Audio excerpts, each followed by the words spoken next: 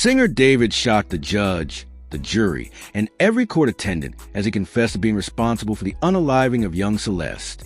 But what truly left the courtroom rattled wasn't just a confession itself. It was a chilling fact that he delivered it with a smile, leaving everyone present stunned and questioning if the boy needed the urgent intervention of a psychiatrist. This moment spiraled into one of the most shocking courtroom revelations in recent history, a story that has gripped the media, divided the public, and raised haunting questions about celebrity culture, hidden darkness, and the unpredictable human mind. The case of singer David had already been a roller coaster from the very beginning. Speculation, rumors, and endless debates about his involvement in Celeste's tragic fate dominated headlines for weeks. But no one, not even the most cynical courtroom observers, expected the cold-blooded twist that unfolded when David took the stand. Please do not forget to like this video, share, and subscribe to this channel if you want more updates like this. Thank you. Now, let's get back into the video. To fully understand how the situation reached this horrifying climax, we have to go back to the beginning, the mysterious disappearance of Celeste. She was a bright young girl whose presence in the community was described by neighbors as a beacon of joy, innocence, and light. Celeste was well known locally not just because she was bubbly and cheerful, but because she had dreams of becoming a singer herself. She idolized many musicians, including David, whose songs were constantly on her playlist. When she went missing, the entire community rallied behind her family.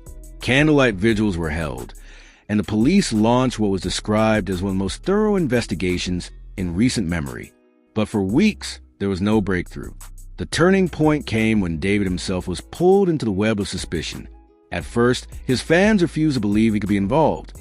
After all, he was seen as a kind, talented young artist with a smile that won hearts, a singer whose lyrics spoke about hope, love, and resilience. But as investigators pieced together Celeste's final moments, inconsistencies began to emerge. There were sightings of her with David just days before her disappearance. Investigators later recovered strange messages exchanged on social media, showing a dynamic between the two that was far more complicated than the public had ever known.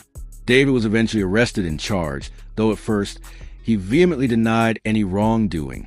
He painted himself as a victim of police harassment and public scrutiny. His legal team tried everything in their power to cast doubt on the evidence, pushing theories that someone else might have been involved or that Celeste had simply run away.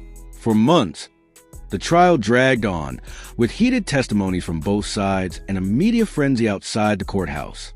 Fans split between those who demanded justice for Celeste and those who insisted David was innocent and being framed. But everything came crashing down on that fateful day in court when David, against the advice of his lawyers, stood up and confessed.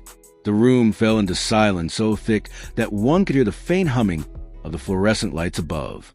Then, with a smile so eerie it sent shivers down spines, he admitted to what had happened.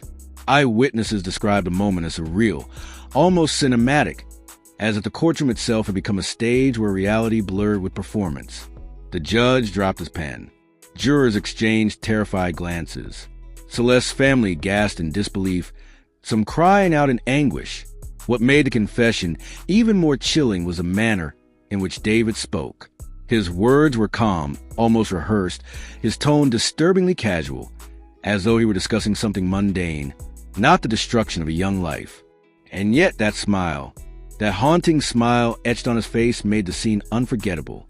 Psychologists who later reviewed footage of the trial were quick to point out that such behavior could signal deeper psychological issues, ranging from antisocial personality disorder to narcissistic tendencies.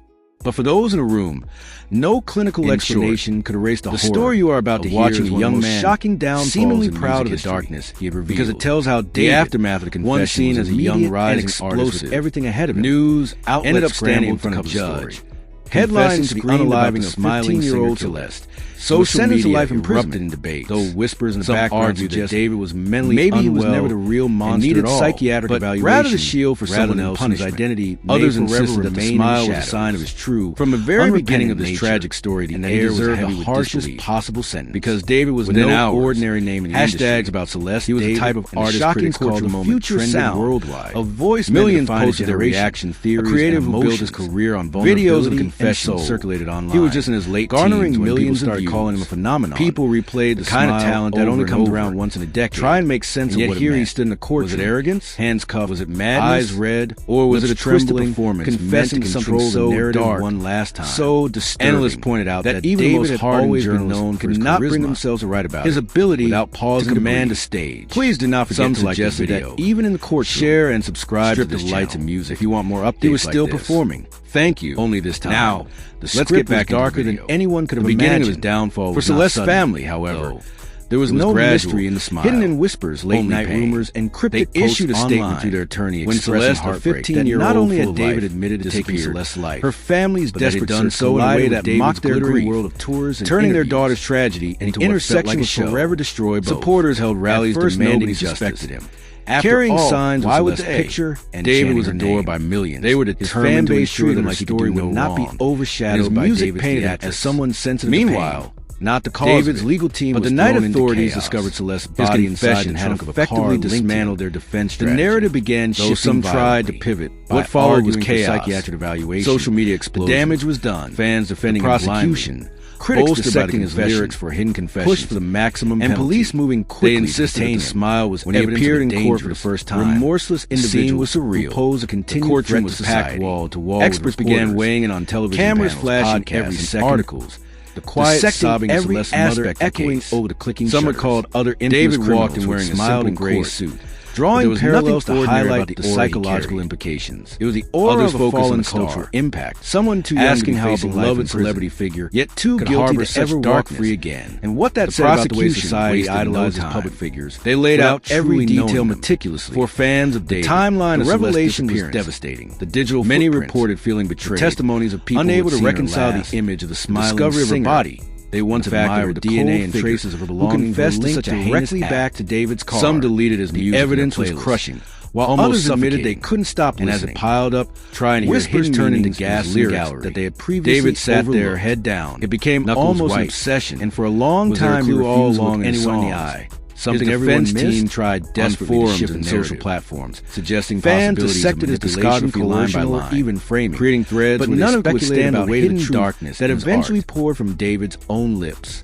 Because one afternoon, midway through the trial, David stood up, asked to address the court, and confessed. The silence that followed was unlike anything anyone had ever experienced. Total, absolute silence, as if the air itself was too stunned to move.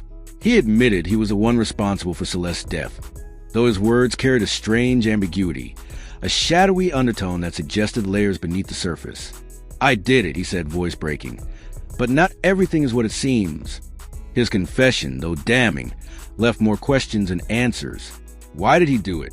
What pushed a promising young star into such darkness? And perhaps the most haunting question of all, was he protecting someone else? There were whispers in the courtroom, whispers that have since followed him into the prison where he will spend the rest of his life. Some say David took the fall to shield someone close to him, someone powerful enough to manipulate the narrative,